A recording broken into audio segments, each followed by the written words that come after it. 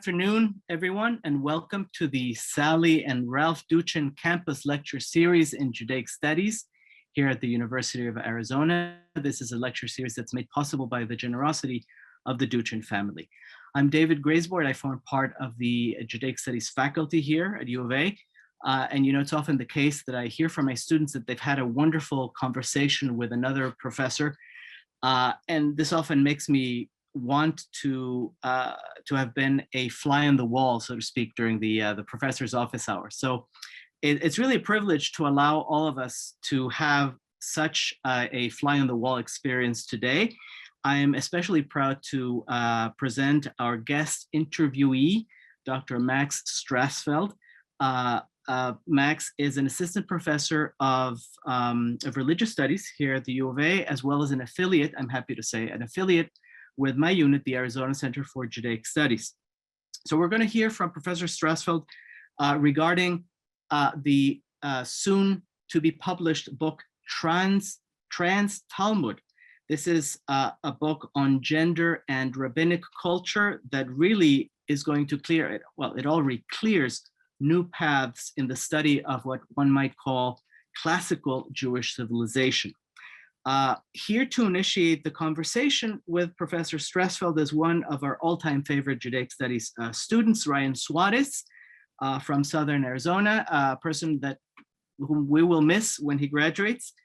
At any rate, Ryan and Professor Strassfeld will engage in a conversation for about 45 minutes, give or take, and then I will read questions that you, the audience members, pose via the Q&A function of the Zoom room. And you can find the Q&A icon at the bottom right-hand side of your Zoom window.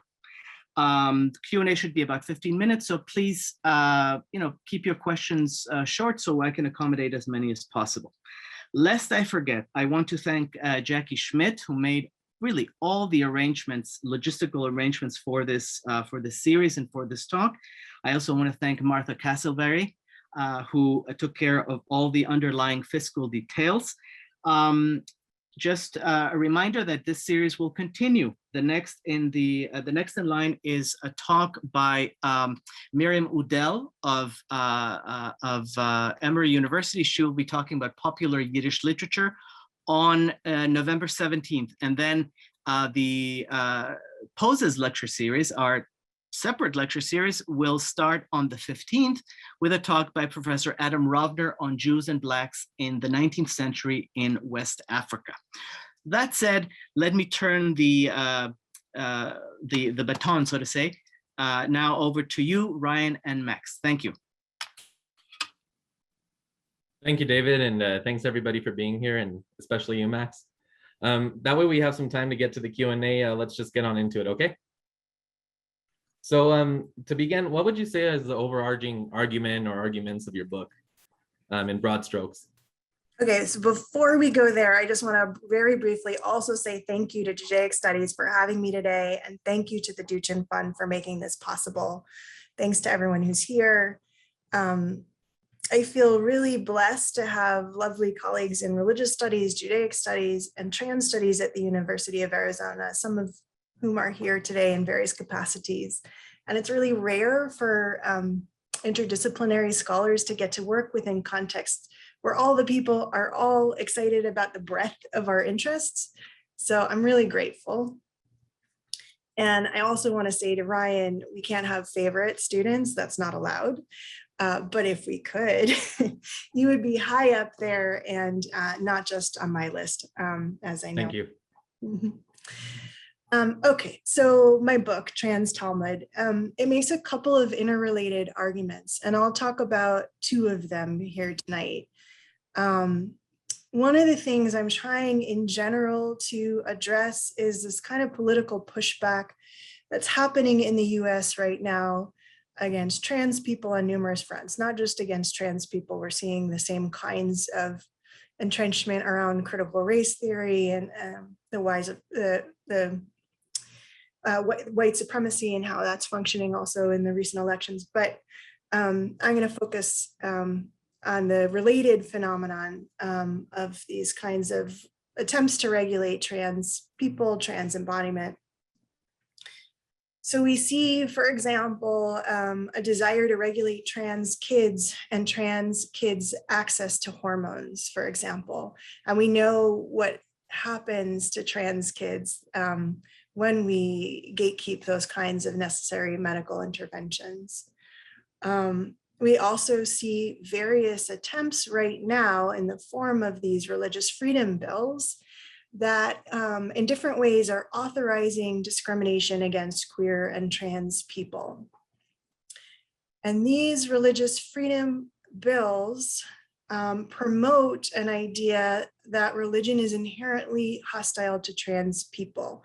We see these kinds of general claims embedded in the language of the bills themselves, where they're defining what is a protected religious belief.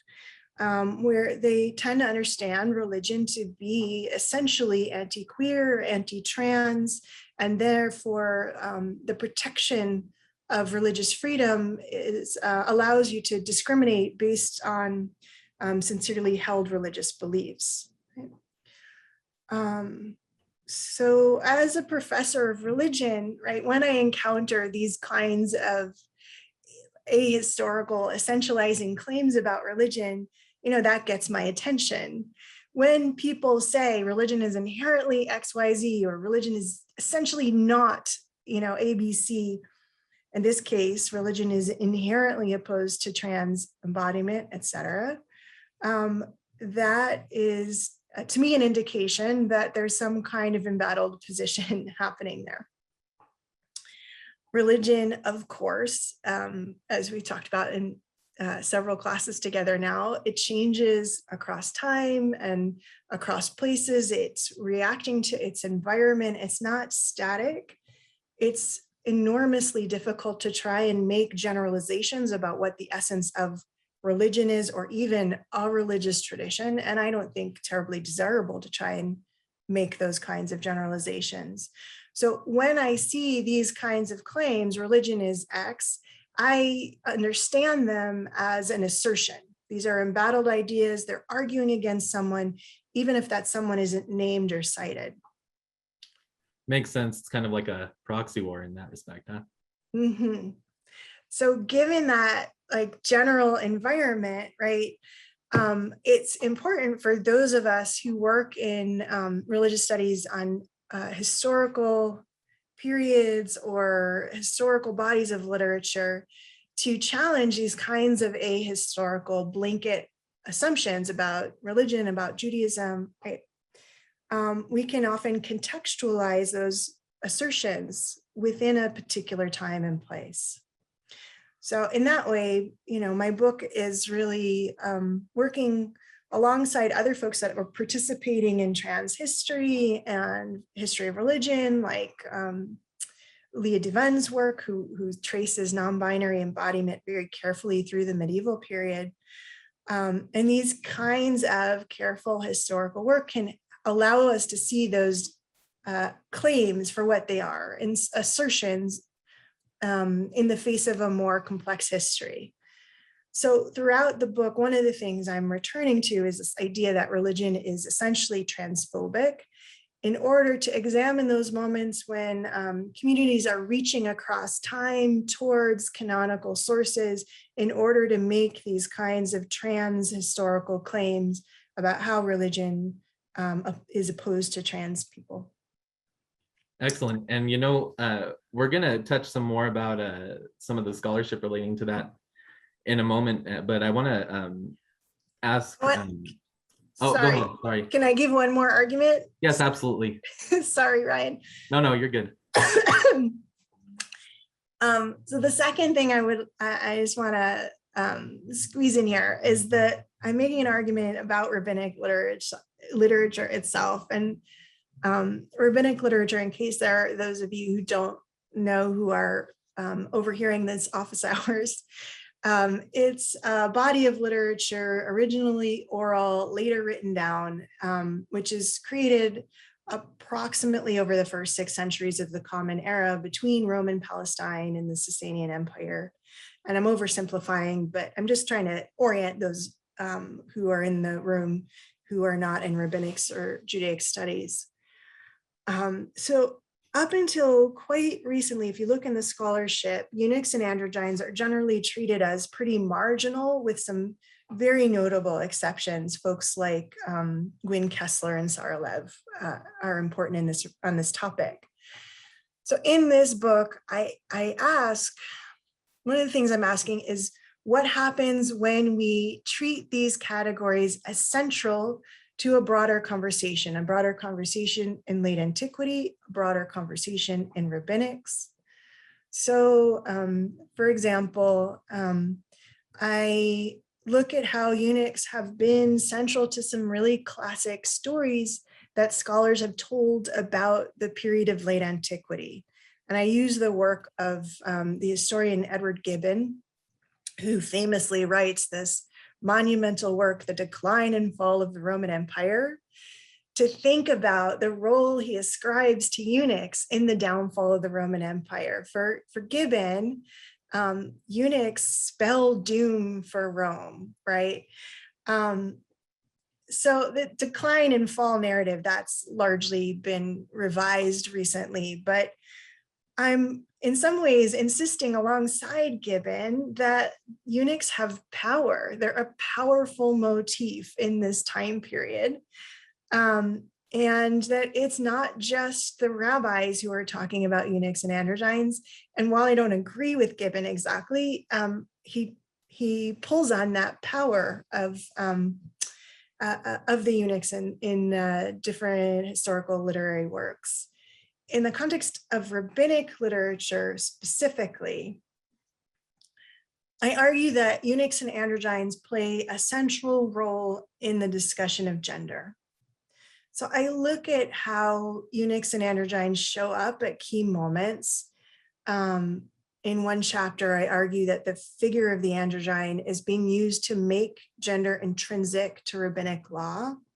That makes them an important tool in the rabbinic arsenal to shape the relevance of gender and halakha, or Jewish law. And so what happens when we start treating eunuchs and androgynes as central to this discussion of gender and law?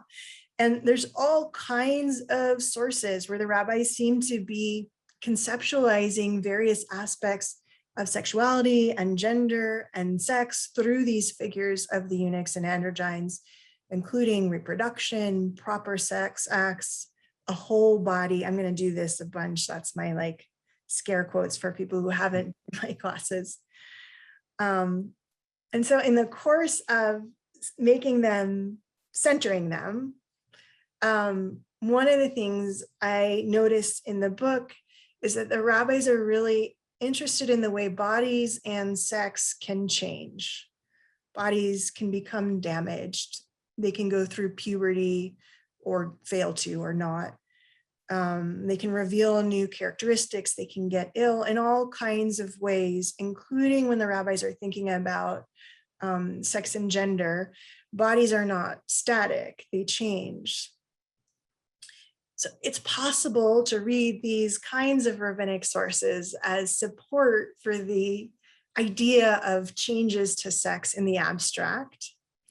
That the rabbis do not think sex is stable may leave room for considering questions of different kinds about transition for contemporary trans Jews who are pulling on these late antique sources.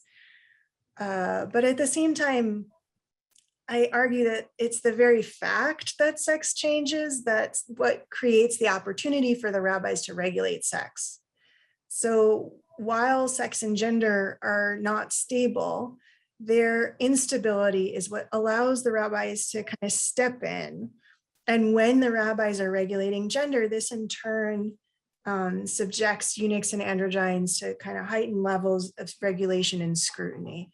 So the fact that sex changes is a kind of double-edged sword in rabbinic literature. Got you.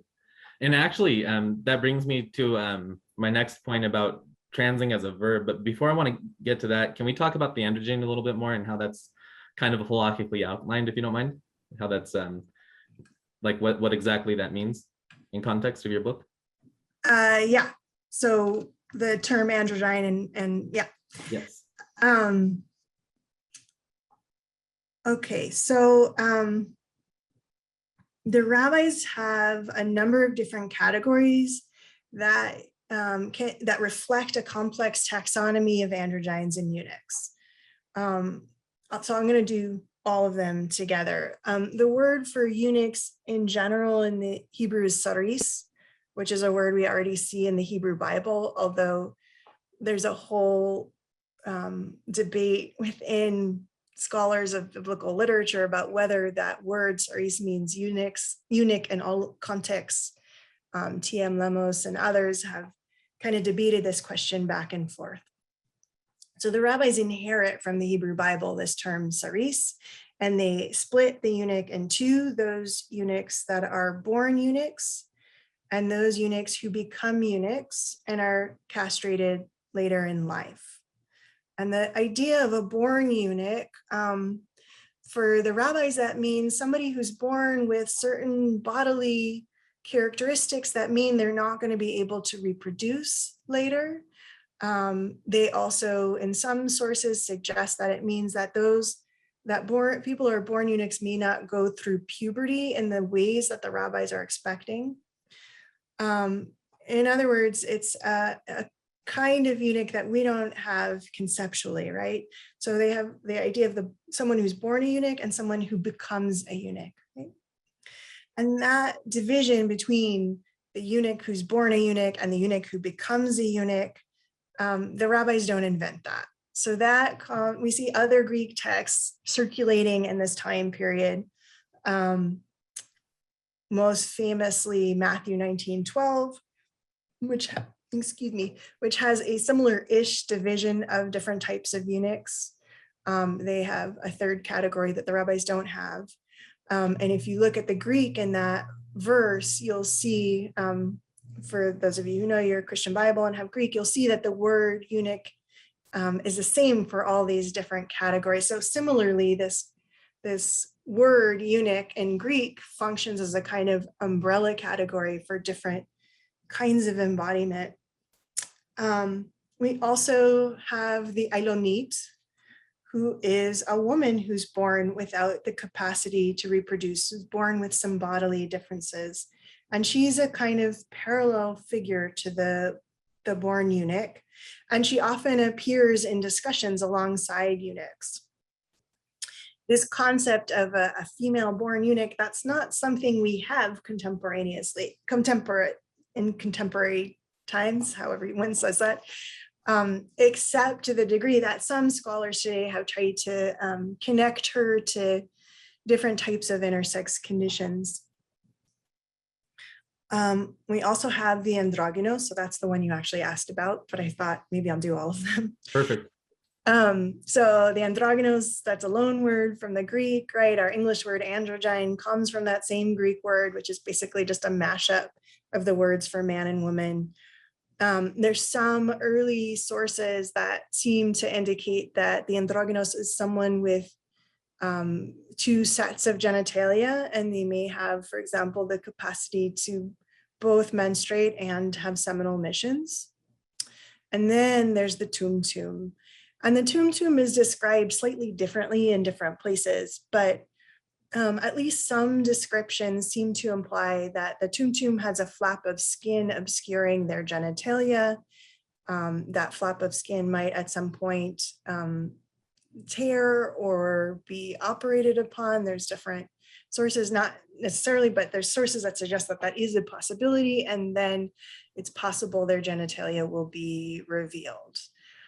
So I use the terms eunuch and androgyne to try and simplify for non-Hebrew speakers in the book when I can, but I just want to notice that our words eunuch and androgyne do not match up to what they mean when they say eunuch and androgyne. And the difference between the two taxonomies can be interesting and generative, right? So we live in a country that's fighting to naturalize and impose in various ways gender binary, and that still largely thinks it's logical to surgically carve sex onto the bodies of intersex infants. And one of the pleasures of studying history is that those concepts that we take for granted right now, those ways of organizing the world that we've construed as natural, like those categories of sex and gender, they come out of a particular time and place. In other words, it was not always this way. This particular configuration we're living in, it was not always this way. And the kind of corollary hope is that it may not always be this way also in the future. No, that makes a lot of sense. And, that actually brings me to a point I wanted to ask you about an anachronistic type of reading. When do you feel like this kind of bridges the gap between theology and scholarly inquiry in this regard? Because it might seem that when you're using terms like transing, which I'm sure you'll explain to us a little bit later, that this is a term that doesn't exist within this historical concept, and you're applying it here. And I've heard some criticisms of these. Some of them are, somewhat legitimate, and some of them are done purely in bad faith. And I was wondering if you could kind of address that for us. Yeah. Excuse me, give me 1 minute, sorry. You're good. All right, so I think you're referring in part to a story I tell in the introduction to the book. And so I'll just tell the story here. I was at a 2-day conference on trans religion, and I was the only person, to the best of my knowledge, on that program that identified as trans on the lineup. That's neither here nor there, but it's sort of background for what happens. And a queer woman co-panelist and I gave our talks where I wove in a kind of analysis of anti-trans law together with discussions of early rabbinic sources on the androgyne, and she gave a really brilliant talk actually on the position of the androgyne in other sections of rabbinic literature in the Mechilta and other compilations. And she wove her analysis together with the politics of intersex activism against compulsory surgery for intersex infants. And the keynote speaker went after us, literally was after us. And they spent most of their keynote strongly criticizing me and my co-panelists for being anachronistic, and in particular for applying feminist queer goggles, was the word he used, to the texts, right? He obviously meant intersex and trans too. So I use that story in the introduction to do a couple of things. For one, I use it to talk about the kinds of sexualized, racialized, gendered hermeneutic that scholar was using to imagine a text with insides and outsides. And me and my co-panelists are standing on the outside and improperly, I don't think it's a stretch to say, improperly penetrating the text with feminist theory. So there's lots to say about the way that the critique was rendered. But I also use it to think a little bit about the ways in which gender theory can get you labeled as anachronistic in my field, right? That you're implying or imposing something on the past. And in some ways, I actually don't disagree. I'm not convinced that the rabbis are using a sex-gender system and working within a sex-gender framework. All of us need to carefully account for our frameworks and methodologies.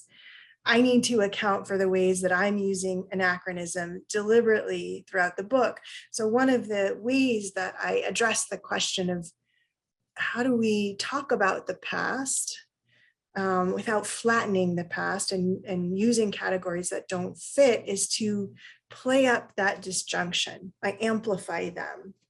So when I'm doing things like weaving early rabbinic texts like the Tosefta with contemporary anti-trans laws in Mississippi, or when I talk about the recent fight for reparations for intersex infants that were operated upon at Lurie Hospital, and I weave that through a discussion of gender temporality in rabbinic literature, I'm deliberately doing that. I'm deliberately weaving contemporary political and ethical questions with rabbinic debates. And in that way, I'm following scholars like Joseph Marshall in early Christianity, who's written about this idea of deliberate anachronism. For me, one of the things anachronism can do is help me to demonstrate what might be at stake in some of these abstract questions. It's very hard for me to know how rabbinic debates about androgynes and eunuchs impacted real human beings. But I can think about the ways that rabbinic literature speaks back to contemporary discussions of trans and non-binary embodiment in law and vice versa, right? I can also think about the fact and foreground the fact that I'm writing within a particular time and place myself, right? So most of the book was written during the Trump presidency, which means that some of the times when I'm talking about the end of empire, right, that idea of the end of the Roman Empire, the decline and fall of empire, are absolutely shaped by my experience of living through the Trump presidency, which means that I'm finding naming that context when I'm writing helpful, and hopefully that the deliberate anachronism between the two helps enunciate some of the potential costs of those questions. The one last piece I would say about anachronism is that for those of us who work in gender and rabbinics, being accused of anachronism is not a particularly novel experience. There's all sorts of questions about who has to justify their methodology and who doesn't. So there's a kind of piece about being a responsible scholar. We all have to say how and why we're doing things the way we're doing them. But why it is that other kinds of methodologies, like philology, text critical methodologies, those kinds of ways that we work with sources and text and manuscript histories, that those are taken for granted. And often, and this is an overgeneralization, but often there's not the same kind of general need to justify those methodologies in my field, even though, for example, those are methodologies that are designed within the context of working with texts, and rabbinic literature we know is oral at its outset. Right. So we don't require the same kinds of blanket justifications for that method. So the question of who has to account for their methodology, I think, is a really important one to consider, because in some cases, it's not just about methodology, and it's not about just being responsible about what we're doing and why. In some cases, I think it's really about enforcing a very narrow definition of what it means to be in rabbinics, what is proper research in rabbinics, and ultimately who gets to participate in this field. And to the extent that this becomes a question of gatekeeping women and queers and trans folk and BIPOC folk out of the field, others that do not belong, in a whole variety of ways, that I do find deeply problematic. Absolutely. And, it especially in the sense that if we have a tool available to us in academia, we should use it. And if these texts can be read in such a way, and if it's done deliberately and with purpose, I see no reason why it should not be explored. And it's very important that it needs to be explored. Well, you're on my side. So you're obviously on my side. There's plenty of people that would argue against me, but I'm glad that I was convincing. For sure. Now, another thing that I want you to kind of define for some of our viewers here is transing as a verb, because there's been some ways that academics have used it, and there's ways that it's kind of used out in the wild. How do you use it? I like the idea of transing in the wild. I want to think about what that might mean. Okay, so I will try and tackle this one. I'll try and tackle this one. I think part of it is this kind of dense theoretical piece that I'm working with that I didn't originate, right? That maybe is easier to read those quotes by Susan Stryker and Paisley Carra and Lisa Jean Moore. But I'll talk about how I'm using, I'll talk a little bit about that, and then I'll talk about how I'm using transing. Sounds good. So first of all, that prefix trans gets used in all kinds of ways, and just, common, not in academia, but just in conversation, right? Trans can mean transgender, it can mean transsexual, it can sometimes, depending on how people identify, it can mean non-binary. So it's just a kind of prefix. The person who's written most beautifully on the prefix and the grammar of it is Ava Hayward, who has this like gorgeous article about kind of prefixial rippling that, anyways, you can go read that. But the word transing itself as a verb is used in the 2008 Introduction to Women's Studies Quarterly, where Susan Stryker and Paisley Carra and Lisa Jean Moore understand transing and define it in a very specific way. So they talk about transing as a way of assembling gender into contingent relationships with other aspects of bodily being. I'm just going to say that one more time. So their basic definition is that they are assembling gender into contingent relationships with other aspects of bodily being. That's what transing means. That they are contingent relationships means they're not static, right? There's no static body. They can be assembled and reassembled in different ways. It also means, because there's not a static body, trans itself becomes an action. They also, in that introduction, say that transing can be a disciplinary tool, and that it can be, when it's used to try and enforce normalization, and that transing can also be an escape path or path to liberation. So that's their definition. I don't originate this term. I'm getting it from other folks who've worked on it. What I'm doing when I'm using transing is to use it to argue a couple different things. So for one thing, it allows me to think about the ways that the rabbis assign meanings to bodily attributes, put them into contingent relationships with other aspects of bodily being. So for example, I look at the way the rabbis talk about genital damage, which they do in relation to categories they inherit from the Hebrew Bible. And in those discussions, when they are defining kosher genitalia, they're entangling genitalia, sexual acts, access to women through marriage, the status of the priest, the borders of Jewishness. In fact, in other words, they're entangling all kinds of things that we don't think of as related to gender, sex, or sexuality in our contemporary definitions today, but that are really important in rabbinic discussions.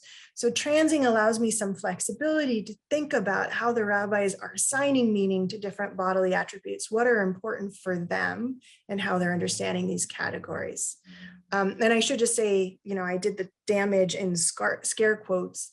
I talk about using disability theory in that chapter. I talk about my top surgery scars at the beginning of that chapter and how they may be perceived as damage to some people, but that's not how I experience them.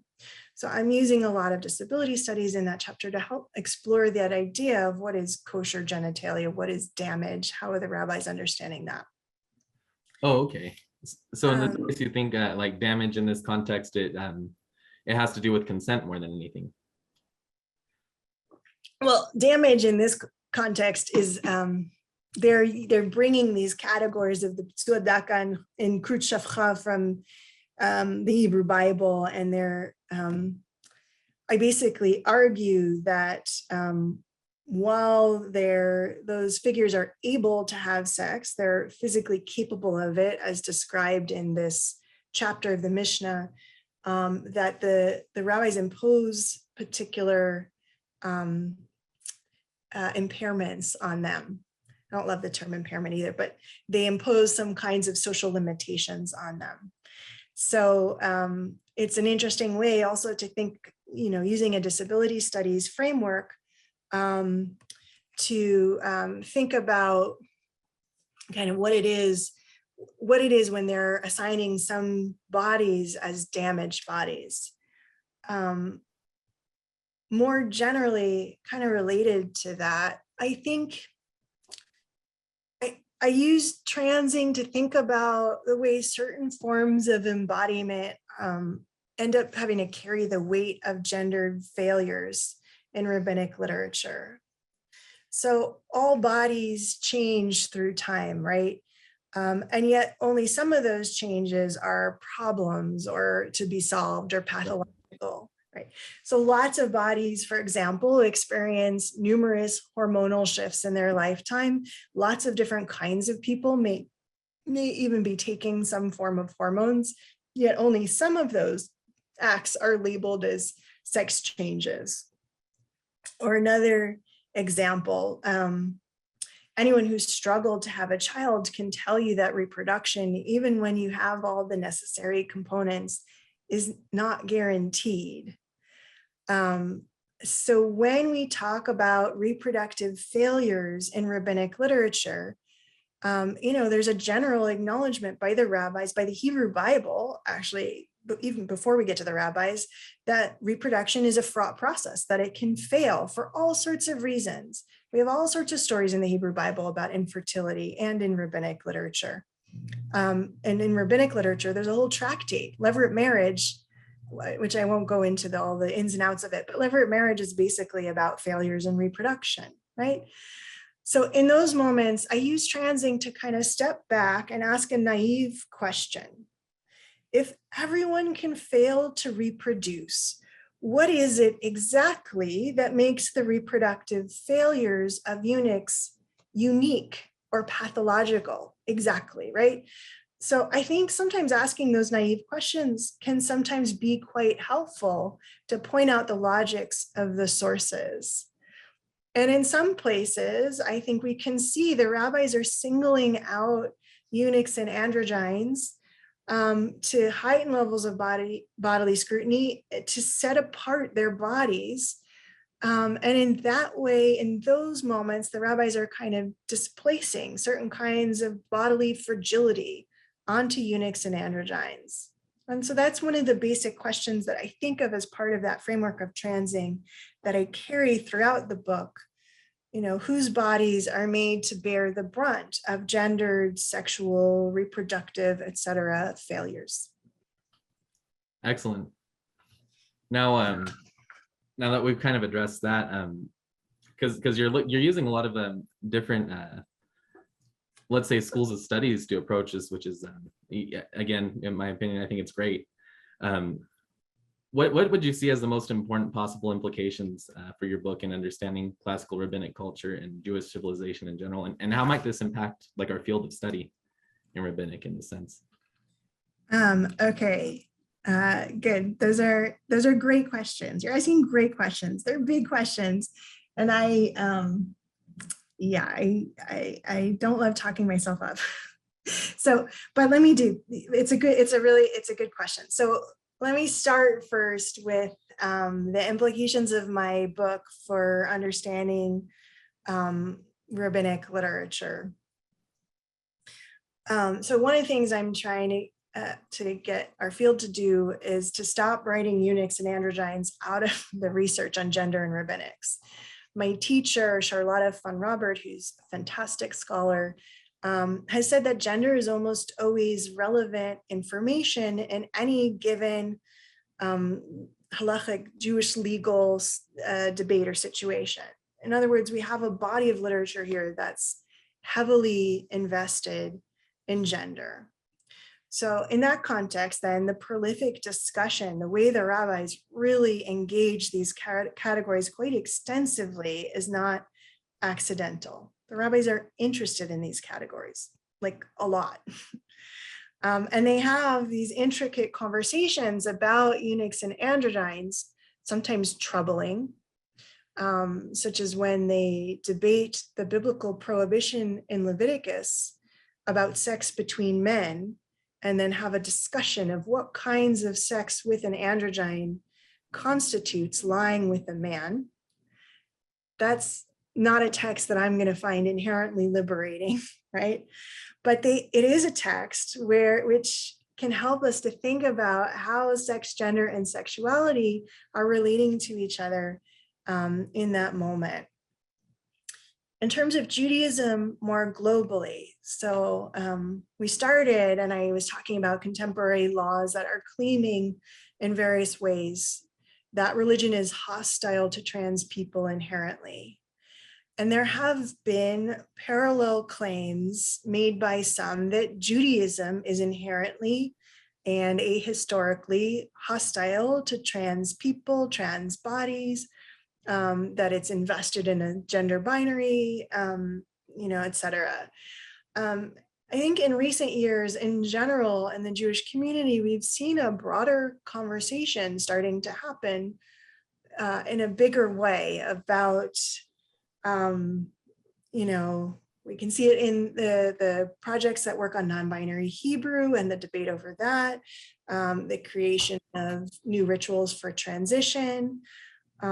We see Jewish communal spaces in various ways addressing or trying to address, sometimes failing to address, trans and non-binary folks. S.J. Krasnow is a really great scholar who's thinking and studying some of these trans ritual innovations. So there's a lot of exciting or challenging changes happening. And there is at the same time intensive pushback that's happening in some places as well. Joy Layden writes about how she had to fight to keep her job as a professor at Yeshiva University after she came out as trans. And you can read her account of it in her beautiful memoir, Through the Door of Life. And that is one result, right, of that understanding that Judaism and transsexuality specifically are antithetical to one another. And Layden is also writing very specifically about trans misogyny. It's worth it to point out that as a trans man, I'm not experiencing the same kinds of toxic combinations of misogyny and transphobia that she is. But that's one instance where there's a kind of conflict. You see in the statements about that moment that there's a kind of conflict about what Judaism is and means and has to say about these issues. Right. In the context of the kind of broader challenges that trans communities are facing in the US right now, I think in some ways we're actually seeing Jewish communities participating in that broader trend.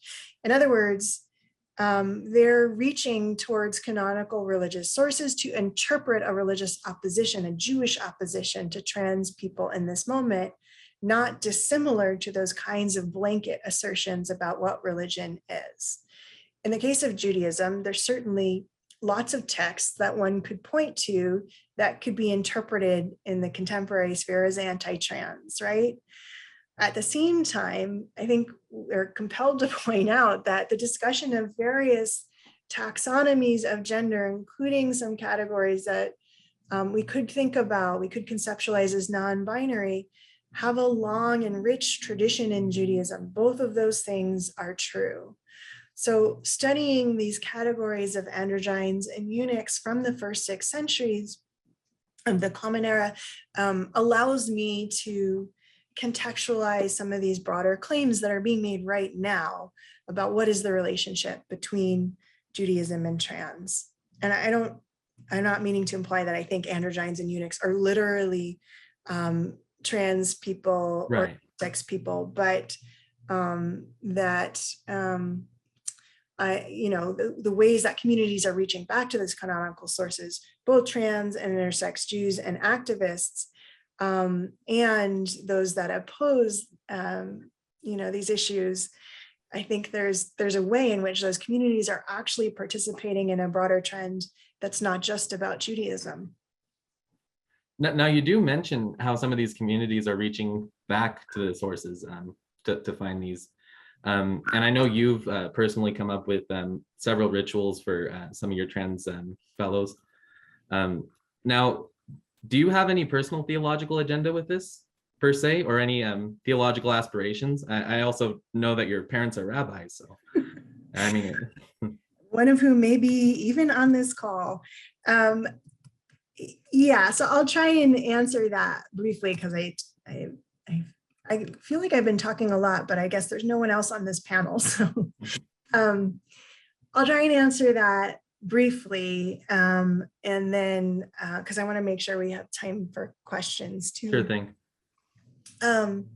So I'm definitely not a theologian, but I strongly believe that there is work that trans theologians can do that has an important role right now.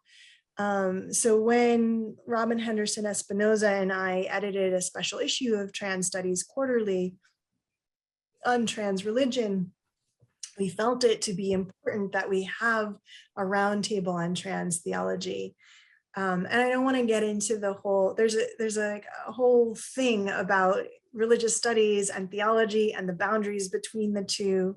But it's not, let's say it was not obvious that we would have a roundtable on trans theology on an issue that was primarily taking a religious studies approach in the rest of it. So here's what I would say. There are all sorts of ways that these religious freedom laws are based on specific theological claims, right?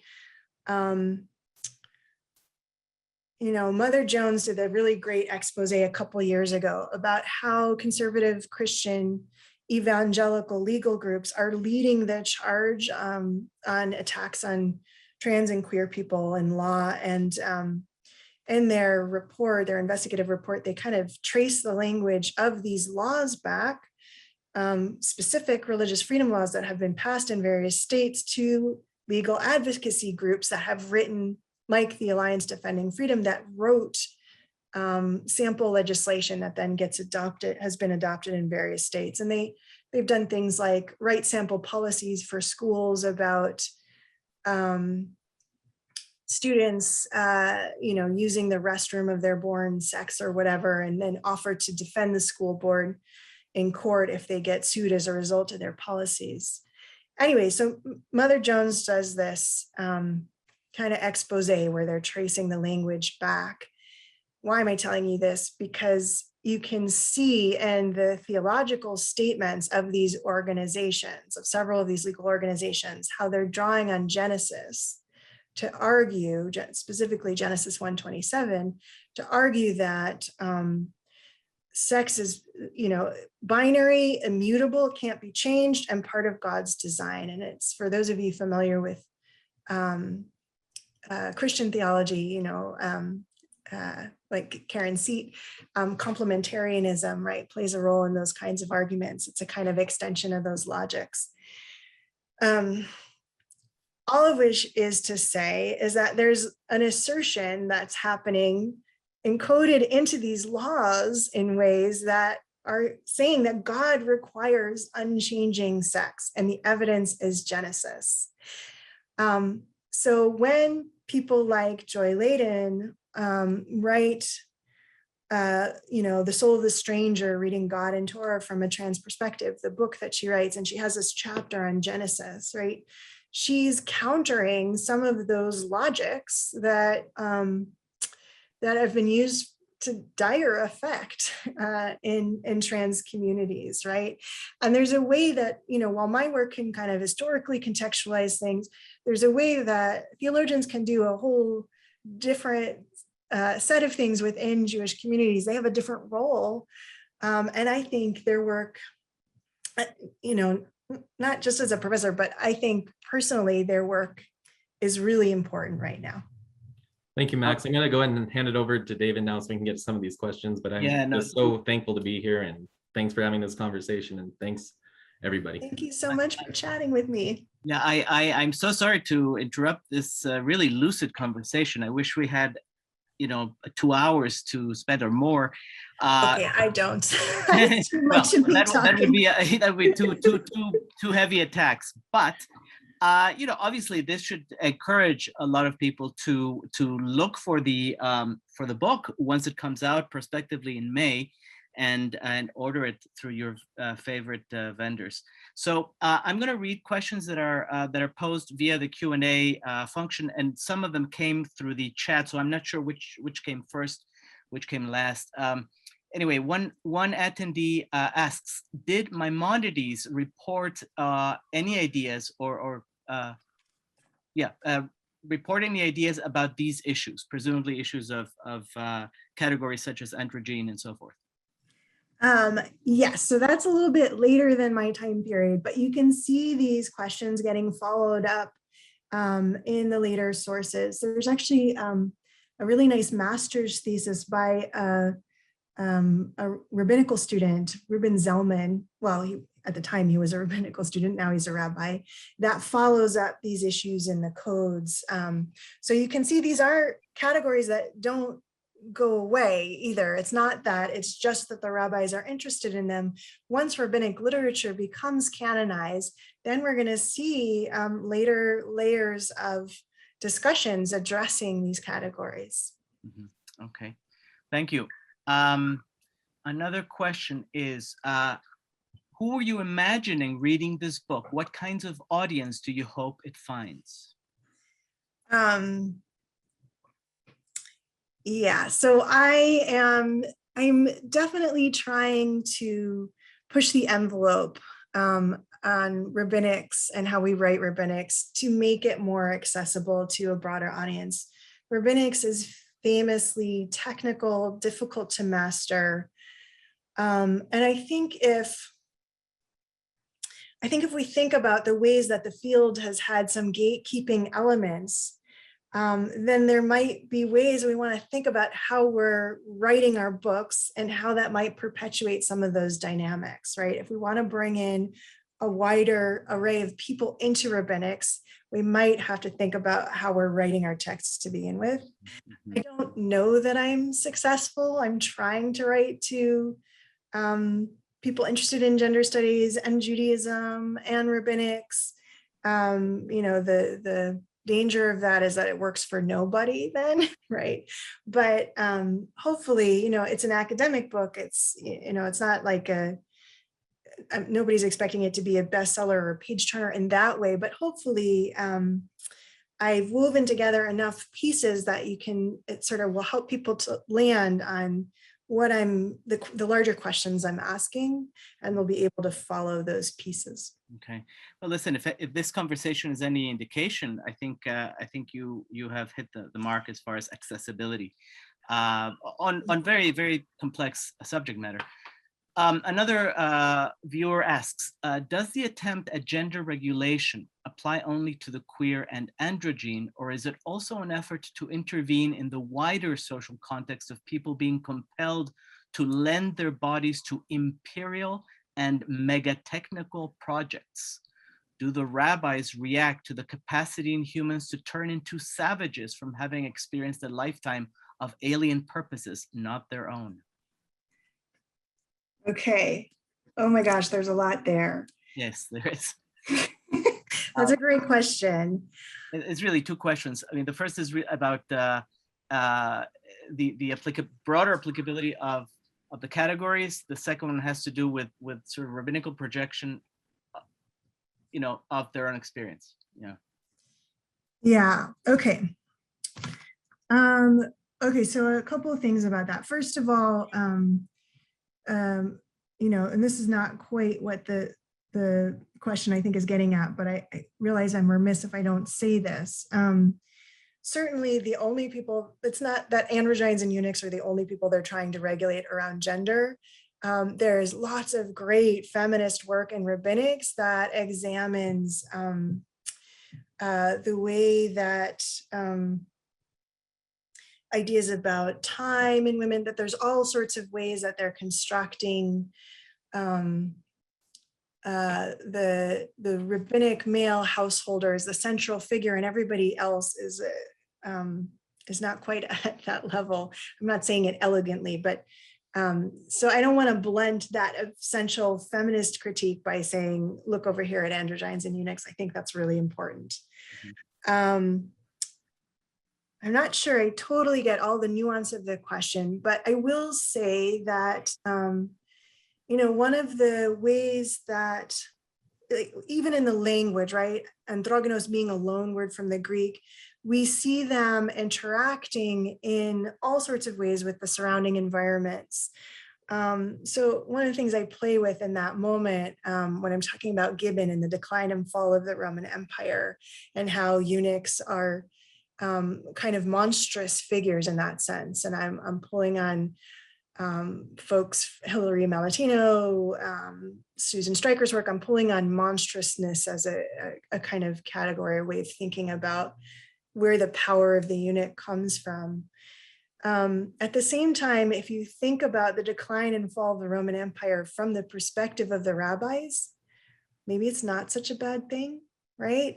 So, so shifting the perspective, what it means to take those narratives from the perspectives of eunuchs and androgynes, from the perspective of provincial Jews looking at this edifice of the Roman Empire, it really gives us a different perspective on some of these narratives. And I think the monstrousness of eunuchs is useful in that regard. Yeah. Okay. Thank you. You've mentioned Susan Stryker a number of times. I just wanted to let you know that she chimed in and said, thank you, Mazal Tov, and she had to leave early, unfortunately. Oh, that's so nice. That's so nice. Clearly, I'm a fan of her work. I want to look at the chat for a second, in which Go for it. Professor Seat Professor Karen Seat proposes the following question, or poses the following question. Is one goal of, quote, deliberate anachronism, unquote, to bring to the foreground the point that everyone studying the past is going to bring anachronistic ideas and concepts to their analysis because our present moment always shapes the way that we think about the past? Yeah, exactly. I think that is exactly the point, that in some ways this is an inescapable problem. So the question of how we deal with it, everybody has to answer that question. My solution is by, turning that dial up to 10 to really account for it, to make it really visible what I'm doing, and those moments of kind of reaching across time, what the effects of that are. Mm-hmm. But yes, I think the point is that we can't, to some degree, we can't help that. So how do we then think about how we're doing that in the work and account for that dynamic? Yeah. Okay. I absolutely agree.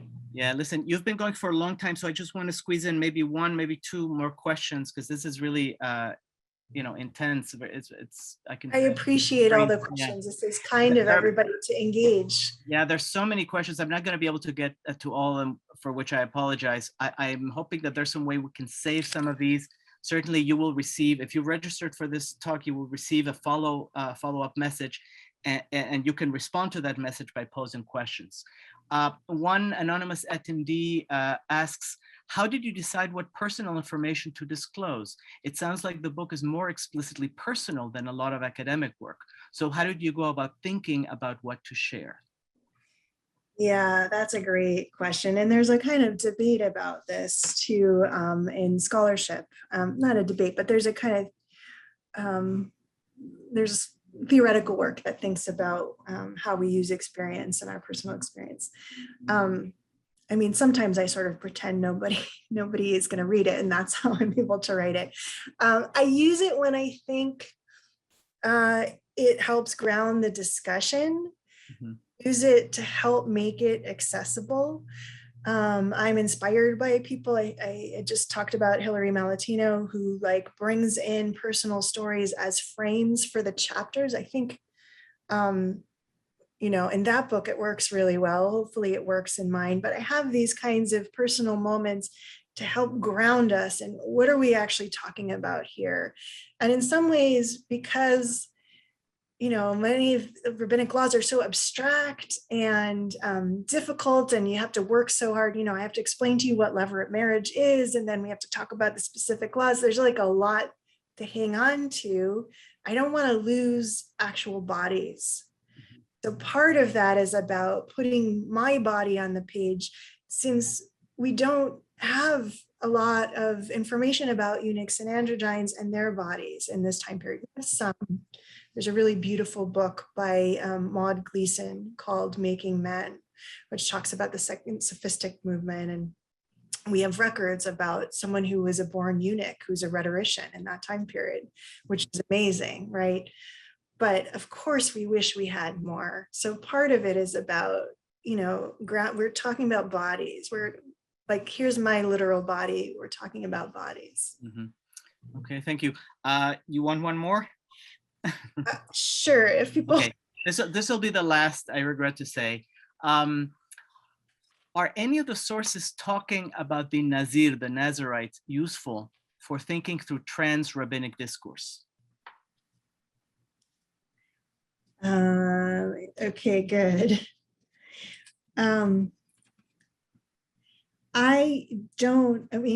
I barely touch, the barest teeny bit of all the texts that one could talk about, because I like to go into depth and do close readings. That's my shtick. So there's a ton more texts, I think, that need to be discussed. Luckily, we have Gwen Kessler and Sarah Lev and Charlotta von Robert, who are doing fantastic work in this area. Watch this space for their books. So the question of the Nazir, I think maybe you're also thinking about, I don't know who the questioner is, but I think you might be also thinking about this text, which sometimes is ascribed to the Tosefta, sometimes to the Mishnah, and it has like a list in it. It's in list form. How is the androgynous like a man? And then it lists some laws. How is the androgynous like a woman? And it lists some laws. How is the androgynous like both and like neither? And Nazarite vows show up on that list. And they're kind of an interesting moment on the list, because you can have someone making a vow on an androgyne and ask and about their sex gender, saying, I take this vow and it's binding if they are X, or if they are both, or if they are. So you have, almost a borderline moment of identification, except that it's somebody else making a vow on the androgynous. But for that reason, I think there's certainly more to be written about. And, my next book, I think, is not going to be on this topic. I can't believe I'm even talking about or thinking. God. But I hope to keep writing about these issues, and I hope to read what my brilliant colleagues have to say as well. This should be the beginning of a conversation, not the end of it. That's a beautiful way to end this this conversation, or this segment of the conversation, I should say, by saying that there will be more. You can contact Professor Strassfeld directly or through Judaic Studies. So let me thank all of you, all 50 plus odd of you who tuned in. Very proud, very happy that this happened. Thank you in particular, Ryan, and thank you, of course, Max, for this opportunity to hear from you and to learn from you. So with that, I say good night to all, and please stay tuned for details about our upcoming talks and associated events. Thank you.